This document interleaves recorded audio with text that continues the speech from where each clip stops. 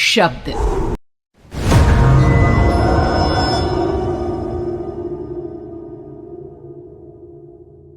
तुझे भरोसा नहीं ना, तो फिर जा अपने कमरे में जाकर देख। तेरे पलंग के नीचे तुझे तेरी माँ की हड्डियाँ मिलेंगी। प्रभात दौड़कर अपने कमरे में जाता है और अपने पलंग के नीचे देखता है। वहाँ पर सचमुच एक कंकाल पड़ा हुआ था और उसके शरीर पर जो कपड़े थे वो प्रभात की माँ के थे। क्या बात है, आज तो आप सुबह से ही बहुत बिजी हैं।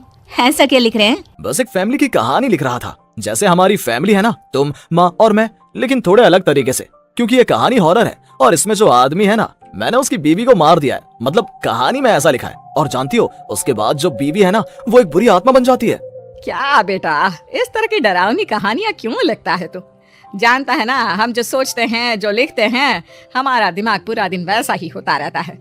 माँ, परेशान होने वाली क्या बात है? राइटर हूँ मैं, मेरा तो काम है कहानियाँ लिखना। और वैसे भी ये सिर्फ एक कहानी है माँ, कोई सच नहीं है। उसके बाद कुछ दिन बीत जाते हैं। एक रात प्रभात को अपने ऑफिस से लौटने में देरी हो जाती है। रात के लगभग 12 बजे हुए थे। प्रभात जैसे ही अपने घर पहुंचता है, उसने देखा कि उसकी पत्नी दुर्गा डाइनिंग टेबल पर उसका इंतजार कर रही है। आ गए आप? कब से आपका इंतजार कर रही थी। देखिए ना, खाना भी ठंडा हो गया है। अरे दुर्गा, आज तुमने अपने इतने लंबे लंबे बालों को खोलकर क्यों रखा है? तुम तो हमेशा अपने बाल बांध कर रखती हो। वो क्या है ना प्रभात, जब इंसान अपनी जिंदगी से मुक्त हो जाता है ना, तो उसे दूसरे सारे बंधन खोल देने चाहिए। इसलिए मैंने अपने बालों के बंधन भी खोल दिए। ये तुम किस तरह की बातें कर रही हो? तुम ठीक तो हो? मैं बिल्कुल ठीक हूँ प्रभात। अच्छा चलो खाना खाओ। वो क्या है ना दुर्गा, मुझे भूख नहीं है, ऑफिस में कुछ खा लिया था। कोई बात नहीं, मैं तुम्हारे लिए एप्पल काट देती हूँ, एप्पल खा लो। नहीं दुर्गा, मुझे नहीं खाना है, मेरा मन नहीं है यार। तभी अचानक से दुर्गा अपने हाथ में एक बड़ा सा चाकू लेकर प्रभात पर हमला कर देती है। प्रभात अपने आप को बचाने की कोशिश करता है। आज मैं तुझे नहीं छोड़ूंगी, तुझे अपने साथ लेकर जाऊंगी अपनी दुनिया में। ये क्या बोल रही हो तुम? तुम्हारा दिमाग खराब हो गया है? आखिर तुम हो कौन? दुर्गा अपनी गर्दन टेढ़ी करते हुए बोलती है। मैं दुर्गा हूँ, तुम्हारी पत्नी। ध्यान से देखो मेरी आंखों में। प्रभात बुरी तरह से डर जाता है और घबराहट में वो चाकू अपनी पत्नी के पेट में मार देता है। उसकी पत्नी की वहीं के वहीं मौत हो जाती है और उसकी चीख की आवाज सुनकर उर्मिला दौड़ते हुए बाहर आती है। ये तुमने क्या किया प्रभात? तुमने अपनी पत्नी का खून कर दिया, लेकिन तू तो उससे बहुत प्यार करता था बेटा। तूने बहू को क्यों मार डाला? माँ, ये आपकी बहू नहीं थी, इसके अंदर कोई बुरी आत्मा घुसाई थी। मैं नहीं जानता ये सब कैसे हो गया, लेकिन वो मुझ पर हमला कर रही थी, मुझे मारने की कोशिश कर रही थी। माँ, मैंने कुछ नहीं किया। ये तूने क्या कर दिया बेटा? दुर्गा ने मुझे कहा था कि वो तेरी कहानी को उस कैरेक्टर की तरह एक्टिंग करके तुझे डराने की कोशिश करेगी। अरे वो तो तेरे साथ मजाक कर रही थी। हे भगवान, ये क्या हो गया? इसका मतलब दुर्गा। लेकिन माँ, मैंने जो कहानी लिखी थी उसमें भी ऐसा ही हुआ था। उस औरत ने अपने पति के साथ मजाक किया और गलती से उसके पति ने उसके पेट में चाकू मार दिया। मेरी कहानी सच कैसे हो सकती है? माँ, मुझे बहुत डर लग रहा है। अब ये सोच, दुर्गा की लाश का क्या करें हम? अगर गलती से भी ये बात बाहर फैल गई ना, तो तुझे पूरी जिंदगी जेल की सलाखों के पीछे रहना पड़ेगा। एक काम करते हैं माँ, हम घर के पीछे वाले बगीचे में उसकी लाश को दबा देते हैं। अगर कोई पूछेगा तो कह देंगे कि उर्मिला अपने मायके गई और फिर एक दिन हम भी अचानक यहाँ से कहीं दूर चले जाएंगे। कोई नहीं आएगा हमें पूछने, कोई नहीं आएगा माँ, बाद में जो होगा हम देख लेंगे।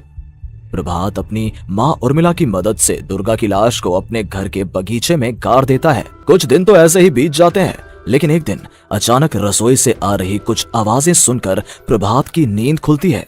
प्रभात ने देखा कि वहां पर एक लंबे बालों वाली औरत दूसरी तरफ चेहरा करके खड़ी हुई थी। कौन है? कौन है वहां पर? अरे कौन हो तुम? मैं दुर्गा हूँ प्रभात। क्या हुआ, मुझसे इस तरह के सवाल क्यों कर रहे हो तुम? तुम दुर्गा नहीं हो सकती। दुर्गा तो प्रभात, मैं तुम्हारी पत्नी हूँ, तुम मुझे कैसे भूल सकते हो? 4 दिन के लिए मायके क्या चली गई? तुम तो मुझे भूल ही गए। अब अगली बार ना मैं कहीं नहीं जाऊंगी। पता चला तुमने तो मुझे पहचानने से ही इनकार कर दिया। नहीं, तुम दुर्गा नहीं हो सकती। तुम दुर्गा हो ही नहीं सकती। मैं जानता हूँ ये सब क्या हो रहा है। मैंने अपनी कहानी में लिखा था कि उस आदमी की पत्नी की मौत के बाद एक बुरी आत्मा उसका रूप लेकर उसके घर में आ जाती है। तुम वही हो ना? और अचानक से खूबसूरत दुर्गा का चेहरा काला पड़ जाता है। उसकी आंखें लाल हो जाती हैं और पूरे शरीर पर बाल, लंबे नुकीले नाखून, उसके दोनों पैर उल्टे हो जाते हैं और बेहद डरावनी आवाज में वो चिल्लाकर कहती है, बुरी आत्मा, मेरा खून करके मुझे अपने ही घर में गाड़ कर तू मुझे बुरी आत्मा कह रहा है? मैं तुझे छोड़ूंगी नहीं। और अचानक से प्रभात के घर में बेहद डरावनी आवाजें गूंजने लगती हैं। घर में चारों तरफ बहुत सारी बुरी आत्माएं नजर आने लगती हैं। प्रभात घबरा कर अपनी माँ को आवाज देता है, माँ कहाँ है आप? जल्दी आइए माँ, देखिए ना ये सब क्या हो रहा है। प्रभात ने देखा कि अचानक से उसकी माँ कमरे से दौड़ कर आती है। क्या हुआ प्रभात? और ये लोग कौन है? इन सब की गर्दन टेढ़ी क्यों है? इनके बाल खुले हुए। प्रभात, ये सब लोग तो मुझे मरे हुए नजर आ रहे हैं। हाँ माँ, ये सब लोग मरे हुए ही हैं और ये ठीक वैसा ही हो रहा है जैसा मेरी कहानी में हुआ था। लेकिन मेरी कहानी के हिसाब से तो आप भी। अचानक से उर्मिला का रूप बदल जाता है। वो भी एक डरावने साए की तरह बन जाती है और बेहद डरावनी आवाज में चिल्ला चिल्ला कर कहती है, मर गई तेरी माँ। जानता है, कल रात जब तू सो रहा था ना, तो मैंने उसके शरीर का सारा खून पी लिया। अब बस हड्डियां बची है उसके शरीर में। नहीं, ऐसा नहीं हो सकता, ऐसा बिल्कुल नहीं हो सकता। मेरी माँ नहीं मर सकती। तुझे भरोसा नहीं ना? तो फिर जा, अपने कमरे में जाकर देख। तेरे पलंग के नीचे तुझे तेरी माँ की हड्डियां मिलेंगी। प्रभात दौड़कर अपने कमरे में जाता है और अपने पलंग के नीचे देखता है। वहां पर सचमुच एक कंकाल पड़ा हुआ था और उसके शरीर पर जो कपड़े थे वो प्रभात की माँ के थे। माँ, अब मुझे कुछ करना पड़ेगा। लेकिन मेरी कहानी में लिखा था कि माँ की मौत मेरे हाथों से होगी, पर माँ तो पहले ही मर चुकी है और वो बुरी आत्मा मुझे भी मार देगी। नहीं, इससे पहले कि वो मुझे कुछ करे, मुझे उसका काम खत्म करना होगा। प्रभात अपने हाथ में बड़ा सा चाकू लेकर उस बुरी आत्मा पर हमला कर देता है जिसने प्रभात की माँ का रूप लिया हुआ था। और अगले ही पल वो नीचे गिर जाती है और उसके शरीर से खून बहने लगता है। ऐसा नहीं हो सकता, एक बुरी आत्मा के शरीर में तो खून होता ही नहीं है। तो क्या सच में मैंने अपनी माँ को मार दिया? लेकिन अभी कुछ देर पहले तो फिर वो कंकाल किसका है? और ये कौन है? मैं पागल हो जाऊंगा। और अपनी माँ की लाश, इसका मैं क्या करूं? लोग पूछेंगे तो मैं क्या जवाब दूंगा? तभी वहां पर दुर्गा का रूप लेकर जो आत्मा थी उसने प्रभात से कहा, गाड़ दे अपनी माँ को, ले जाकर उसी जगह जहाँ तूने मेरा खून करके मुझे गाड़ दिया था। जा, चला जा। घबराया हुआ प्रभात पागलों की तरह अपनी माँ की लाश को लेकर बगीचे में गाड़ देता है। प्रभात की हालत पागलों जैसी हो जाती है। वो अपने आप को अपने घर में बंद कर लेता है। कहानी के हिसाब से तो आगे ये हुआ था कि कहानी लिखने वाले ने उन बुरी आत्माओं से डरकर आत्महत्या कर ली थी। तो क्या मैं भी मर जाऊंगा? क्या मैं भी आत्महत्या कर लूंगा? एक काम करता हूँ, मैं अपनी कहानी का अंत बदल देता हूँ। हाँ, ये मैंने पहले क्यों नहीं सोचा।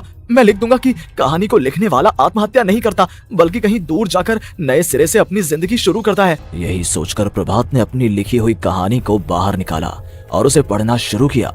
ये देखकर वो हैरान रह गया कि कहानी का क्लाइमैक्स तो किसी ने पहले ही बदल दिया था। ये क्या? इसमें तो लिखा हुआ है कि आखिर में उस लेखक की पत्नी और माँ दोनों बगीचे में जिंदा दफन थे। बुरी आत्माओं ने उनको कैद करके रखा था और वो लेखक अपनी माँ और पत्नी दोनों को जिंदा बाहर निकाल लेता है। लेकिन ये सब लिख किसने दिया? प्रभात दौड़कर बगीचे में जाता है और वहां पर खुदाई करना शुरू कर देता है। प्रभात देखता है कि वहां पर लकड़ी के 2 बड़े संदूक हैं और उनके अंदर से आवाजें आ रही हैं।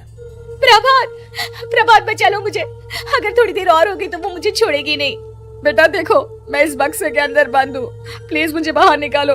वो बुरी आत्मा किसी भी वक्त मुझे मार डालेगी। प्रभात वो दोनों बक्से बाहर निकालता है और अपनी पत्नी और माँ दोनों को आजाद करवा लेता है। लेकिन तभी वहां पर अचानक से एक बेहद डरावनी और खौफनाक दिखने वाली औरत आ जाती है। तुझे क्या लग रहा था इतनी आसानी से अपनी पत्नी और माँ को बचा लेगा? बस 5 मिनट और उसके बाद अमावस का चांद आसमान में आने ही वाला है।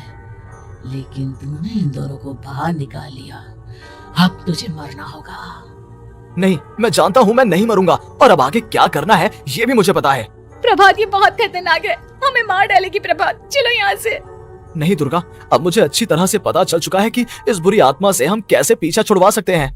और इतना कहकर प्रभात अपने हाथ में पकड़ी हुई सिंदूर की थैली उस बुरी आत्मा के ऊपर उछाल देता है। कुछ ही देर में वो जमीन पर गिरकर राख में बदल जाती है।